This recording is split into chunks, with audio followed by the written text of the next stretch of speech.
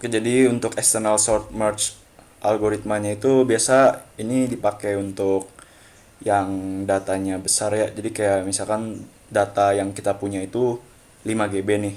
Tapi main memory kita tuh cuma bisa kayak nampung 1 GB. Nah, ini bagus banget kalau misalkan pakai external sort merge algorithm ini. Jadi kayak pertama ini dari yang data yang kita dapat yang masih banyak ini, kalau untuk contoh ini mungkin 4 GB lah bisa dibilang gitu ya. Nah, ini kita bagi 4. Jadi masing-masing runs ini 1 GB. Nah, di runs-nya ini masing-masing tuh udah di sort gitu kayak ini A, D, G udah di sort semua B, C, E. Nah, ini nanti di merge di kayak diperkecil gitulah dari yang 4 tadi jadi 2 terus nanti jadi satu. Nah, itu di merge-nya gimana? Jadi kayak misalkan ini dari A nih, ini dilihat A. A dibandingin sama yang runs di bawahnya itu kan dilihat nih, oh, A itu lebih kecil dari B, ya udah dimasukin B, terus kayak ya begitu terus lah kayak A ke C, A ke E, D ke B, D ke C kayak gitu. Itu terus terusan berulang kayak gitu. Sama untuk yang bawahnya juga. Nah, nanti kalau udah merge begini, nah ini di sort juga runs yang kedua ini yang setelah di merge tadi. Nah, ini abis di sort di merge juga digabung. Jadi ini untungnya apa? Jadi kayak pemrosesannya itu pakai memorinya itu nggak kayak langsung semuanya gitu, tapi kayak 1 GB 1 GB gitulah. Jadi kayak biar kalau misalkan datanya banyak banget terus kayak memorinya emang dikit banget, terus kayak nggak memungkinkan gitu kan kalau pakai kayak sorting yang lain gitu, malah lama takutnya. Tapi kalau pakai sort merge ini lebih gampang gitu. Jadi intinya ya pengulangan gitu sih, kayak lebih ke rekursif. Jadi kayak dibuat ke runs, habis itu di sort, udah di sort, di merge jadi runs yang baru tapi lebih kayak udah gabungan gitu dari merge yang tadi, terus di sort, dan itu di merge lagi. Nah, akhirnya nanti keluarannya itu output. Oke, jadi sekarang saya mau menjelaskan tentang perhitungan cost-nya. Maksudnya itu mungkin lebih ke cost right atau cost rate ataupun cost sick ya.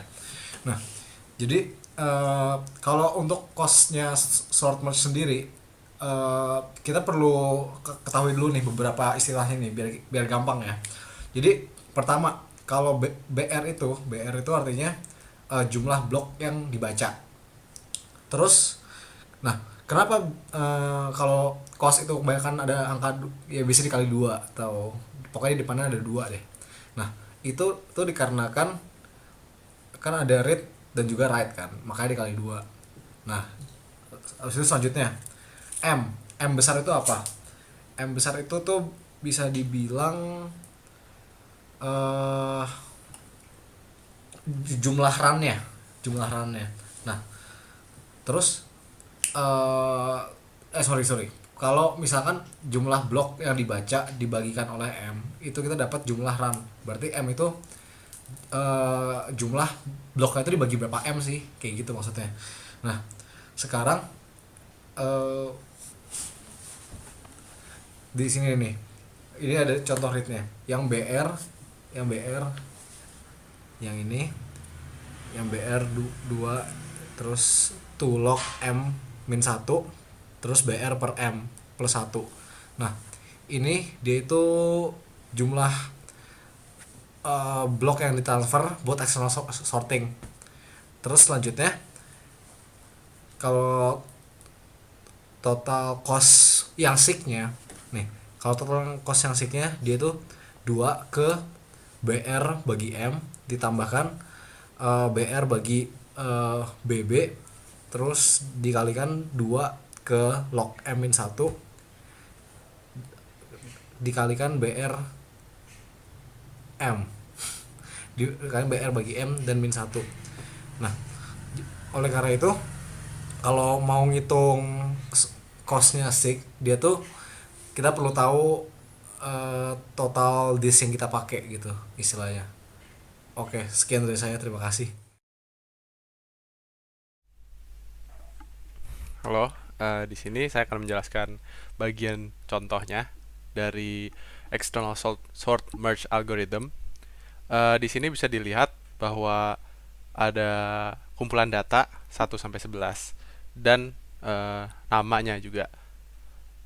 Jadi di external sort merge algorithm ini biasanya main memory itu tidak cukup untuk menampung semua data. Misalnya yang tadi sudah dijelaskan, total data 4 GB, main memory 1 GB. Jadi harus dipecah-pecah menjadi beberapa bagian.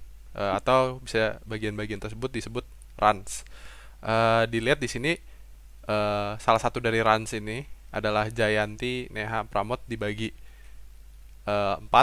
Jadi 3 3 3 2 terakhir karena 11 data. Jadi dia terpecah menjadi 4 runs. Eh, File R0 runs. Setelah dipecah menjadi runs, akan dilakukan sorting pada masing-masing runs sesuai dengan eh, huruf depan dari nama. Tadinya Jayanti Pramod Neha, sekarang karena Neha itu N, Pramod itu P, Neha jadi ke tengah, jadi Jayanti, Neha, Pramod. Begitu juga dengan runs yang lain, akan di sort juga. Bisa dilihat fotonya ini sudah di sort.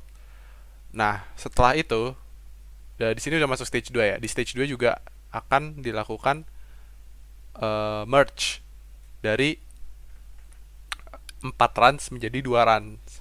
Jadi dari 4, 2 digabungin dan di sort kembali. Dilihat Jayanti jadi paling atas, terus baru Mayur yang dari kedua, terus Neha, Nilej, Pramod, Vinayak di sort lagi sesuai dengan huruf depannya. Bisa dilihat. Setelah di merge, akan di merge lagi. Nah, habis di merge lagi dia baru jadi produk terakhirnya yang sudah di sort dari huruf, bukan lagi dari nomor.